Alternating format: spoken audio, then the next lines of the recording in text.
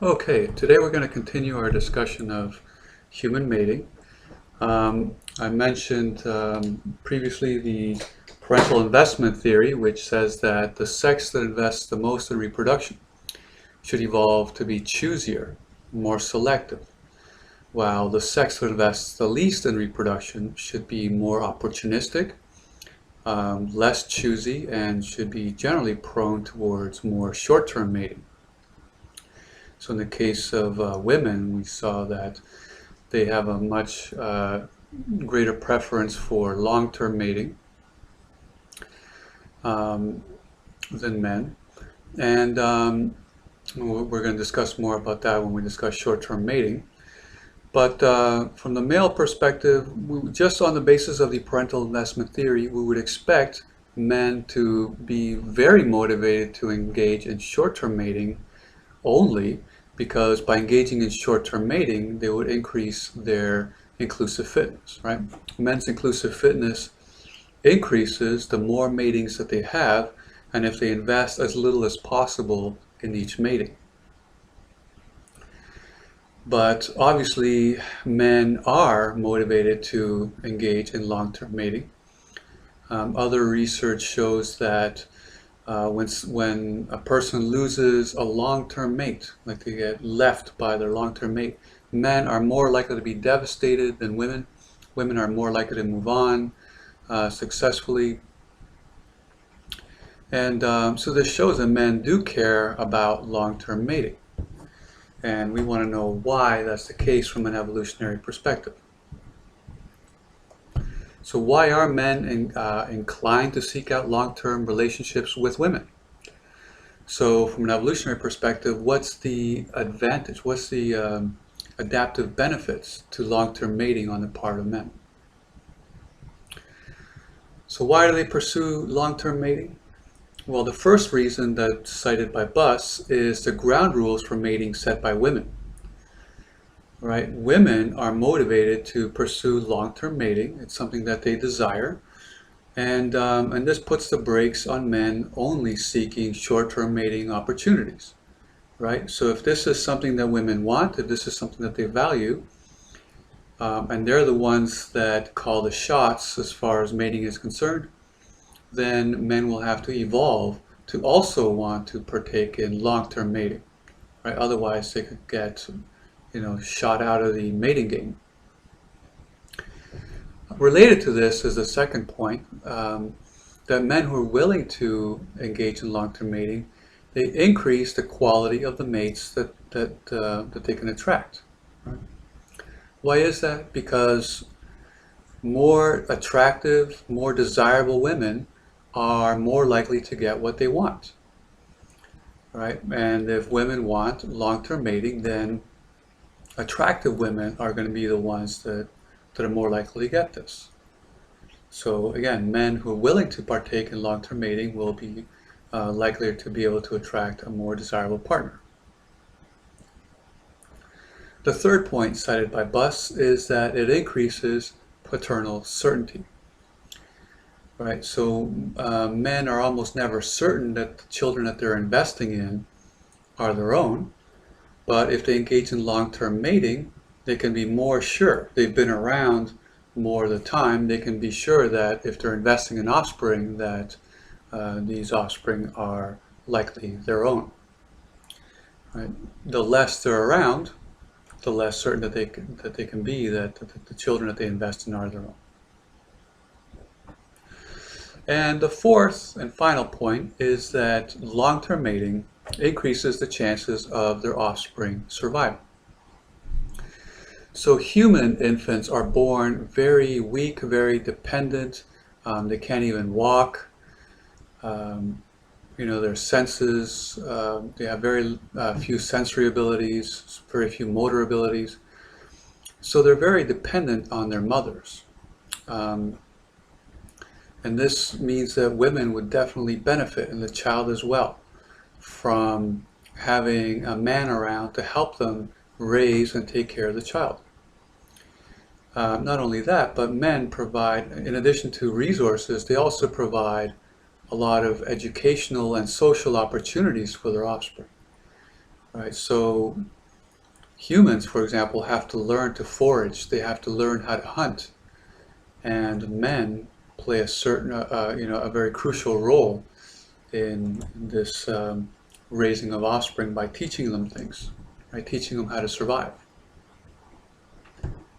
Okay, so there's several good reasons for why men should be motivated to engage in long-term mating, in addition to whatever short-term mating they're motivated to pursue.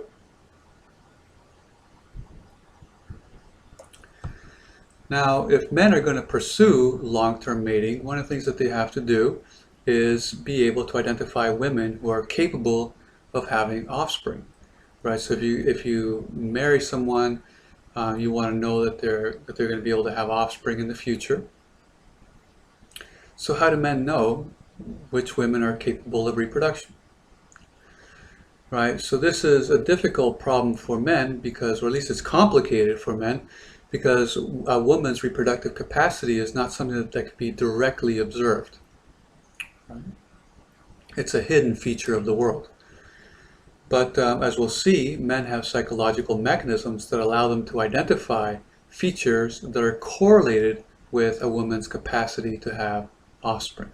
Right? So although they can't see reproductive capacity directly, right, because it's an internal feature, they can perceive cues, right, easily perceivable cues that are correlated with this ability to have offspring. So other primates also have to be able to identify fertile members of the opposite sex.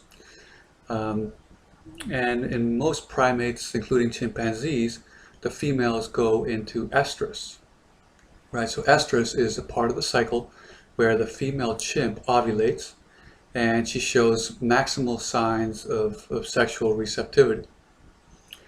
Right, so from a perceptual perspective, her genitals become bright red, swollen. She emits a very powerful scent that's very attractive to the male chimps. And most of the mating that occurs, especially with the alpha males, happens during estrus. So here you have an easily perceivable cue that's correlated with the capacity to reproduce. Obviously, this is a little bit more complicated for humans, right? Women don't advertise their ovulation in the same way, right? So biologists discuss this as human females concealing their ovulation, right? So human females don't go into estrus. And also, sexual activity among humans isn't limited to the ovulation phase of the cycle, right? Sexual receptivity tends to be more distributed throughout the cycle. So it's an interesting question for evolutionary psychologists, right? Why did females evolve concealed ovulation, right? So the common ancestor that humans have with chimpanzees, the common ancestor female probably had estrus like most other primates. So at some point in the hominid line, ovulation evolved to be concealed. And some evolutionary biologists and psychologists have argued that this is probably an adaptation for females to increase the chances of long-term mating on the part of men. Right? So the idea is that by concealing ovulation, the man has to be around for more of the time, right? Because in chimp societies, for example, the alpha male guards the females during estrus, so that's when he's around. If you're not advertising ovulation, the man has to be around and providing resources more of the time. So this is an interesting topic, hotly discussed among certain evolutionary biologists and psychologists. All right, so back to long-term mating preferences in men. As I said, men have the ability to detect cues that are correlated with the ability to have offspring, even if these can't be directly observed. Right? And the cues that males can detect that are correlated with reproductive ability are cues that are correlated with fertility and reproductive value. Now, fertility and reproductive value are not one and the same thing. They are slightly different concepts. And for long-term mating, reproductive value seems to be more important, while fertility seems to be more desirable for short-term mating.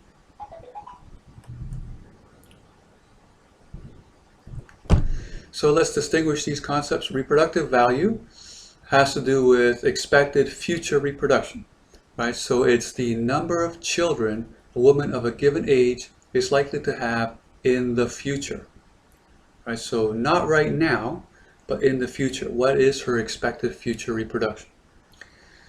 So this is a feature that peaks in the late teens, right? So a 19-year-old female, for example, has a higher reproductive value than a 35-year-old female because the 19-year-old female is likely to have more offspring in the future than a 30-year-old woman. Fertility has to do with the probability that a woman will successfully become pregnant and produce viable offspring at the present time. Right, so this isn't expected future reproduction, it's what's the likelihood that she'll be able to successfully reproduce right now. And this is something that peaks in the mid-20s. Right, so it peaks later than reproductive value, which can be confusing to some people. Right, so a 19-year-old woman is less likely to successfully become pregnant than a 25-year-old woman, but she is likely to have more offspring in the future than the 25-year-old female. Okay, and here we have the what reproductive value looks for human females. So it's the number of expected future reproduction, how many children she's likely to have in the future, as a function of age. And we can see that from the late teens, there is a sharp drop in reproductive value as a woman reaches menopause. We can also see something interesting here, which is that you would think the reproductive value would be the highest with newborn females or females that are say 10 years old, because they should have greater future expected reproduction. But the reason why they don't is because this graph takes into account infant mortality. Right, so when a disease strikes a population, the people that are more likely to die or be affected are the very young and the very old. So this graph reflects that fact. Okay, so that's why reproductive value peaks in the late teens.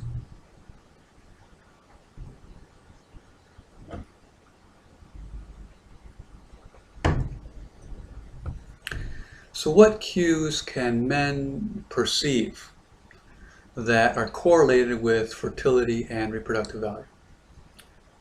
The most important factors are any cue related to youth, right? Any indication of a woman's age is a cue to her reproductive value and fertility. It's not a perfect cue, but it is a very reliable cue. Right, so if males are wired to detect cues that are correlated with fertility and reproductive value, they should have evolved a preference to mate with someone who's in general younger than they are. Why is that? Because of this sharp decline in reproductive value and fertility that comes with age in a woman. And across the 37 cultures studied by Buss and colleagues, men tend to prefer women who are about 2.5 years younger than they are as marriage partners. But as we'll see, the actual number varies. Well, it varies from place to place, but it also varies depending on the age of the men. And we'll look at that in a moment. But in general, men prefer someone younger than they are. All right, so here's a graph that looks at differences in age that are preferred. So positive numbers indicate that the preference is for someone older, and negative numbers indicate a preference for someone younger. And the black bars are the preferences of women, and the gray bars are the preferences of men. And we have data here for 5 different countries, but the data really are universal. right? When, men prefer someone younger and women prefer someone older, right? So you can see the men prefer someone younger here, and there are differences between the countries. In Zambia, for example, the preference is for a woman who's about 7 years younger than the man. Um, so why is it? Why is the difference so marked in some countries? Well, Zambia is a country that practices polygyny. And polygyny is a culture where men can take on more than one wife, but they have to be able to support them. And that means that the man has to be older and have more resources. And because he's older, um, he's going to prefer someone who is increasingly younger than he is.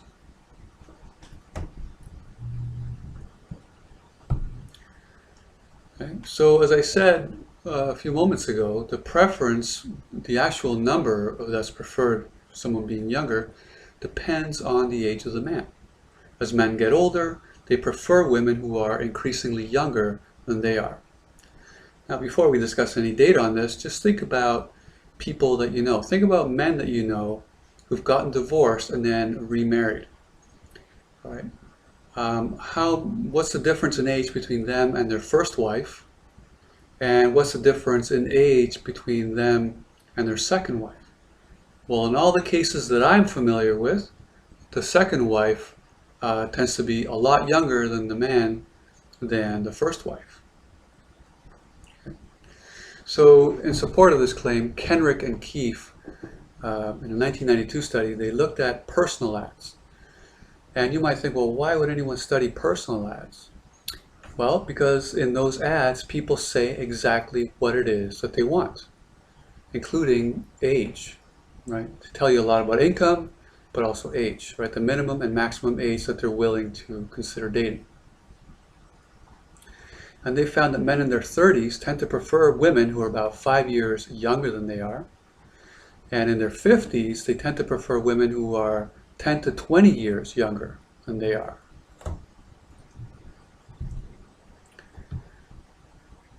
Okay, so here we have the data on the left for men and on the right for women. So the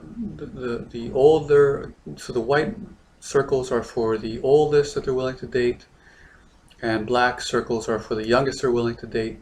We can see in their 20s, the oldest they're willing to go is someone 5 years older, and the youngest is someone 5 years younger. But you can see the downward slope here, right? For men in their 50s and 60s, the oldest they're willing to go is someone about 4 or 5 years younger than them. Right? That's the oldest that they're willing to date. And the youngest that they're willing to date is someone about 15 years younger than they are. For women, on the right, a very different pattern. The oldest that they're willing to go is about 10 years older, and this is constant from their 20s to their 60s.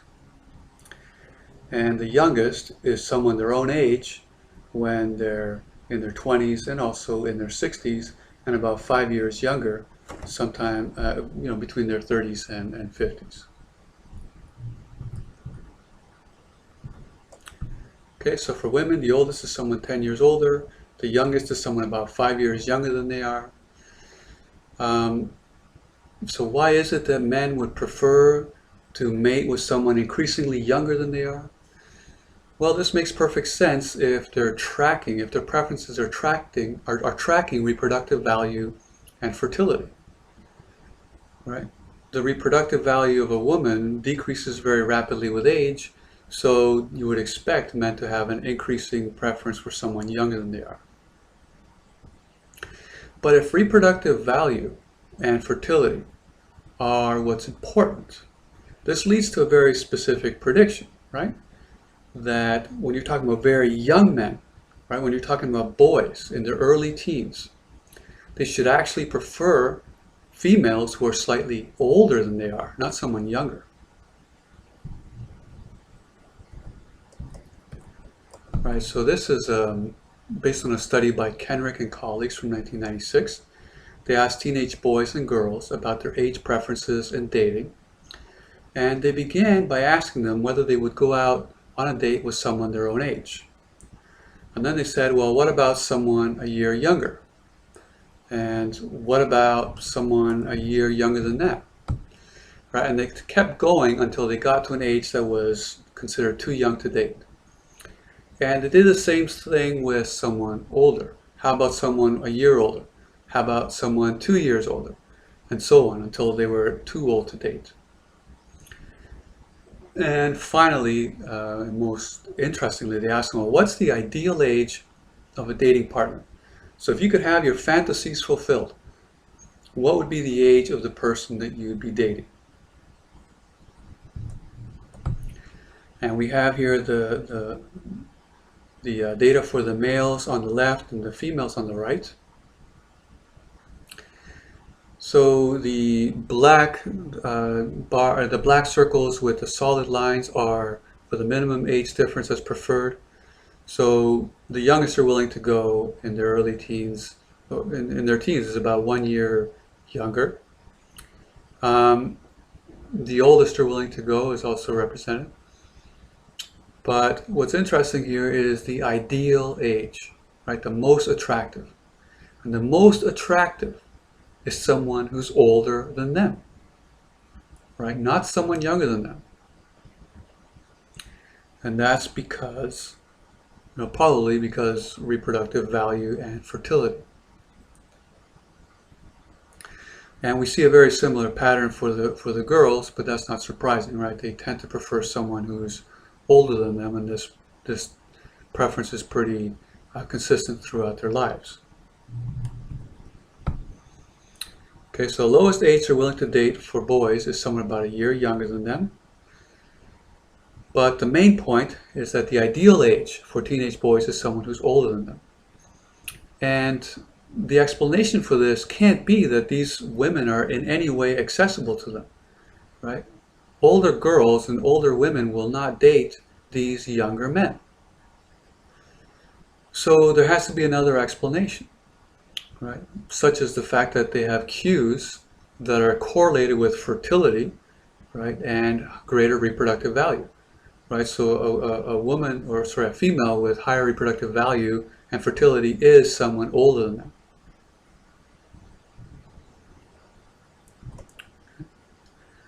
Now, the last issue that I want to talk about here regarding long-term mating on the perspective of men has to do with paternal uncertainty.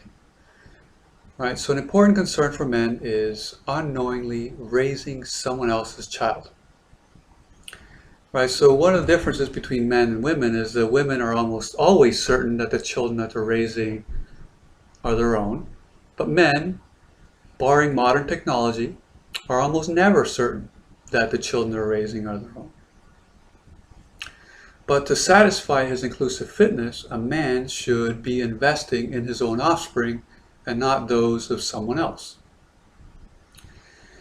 So, well, you might think that this is very rare, but the numbers are actually greater than you think, right? On average, around the world, 10% of men end up unknowingly raising someone else's child. In some places, the numbers are staggering, right? Up to 25%, if not more. And how do we know this? Well, studies using DNA testing have gone into different populations and collected this information. And the numbers, as I said, are staggering. So it's a huge fitness issue for men. So this men have to guard against paternal uncertainty. So this is why jealousy is often a much bigger issue for men than it is for women. Not that women don't get jealous, right? But men, it tends to be a bigger problem for them than it is for women. But the challenge for men comes from the fact that they don't always know when women are ovulating, right? Women are receptive throughout their cycle, so you're never sure when she's ovulating.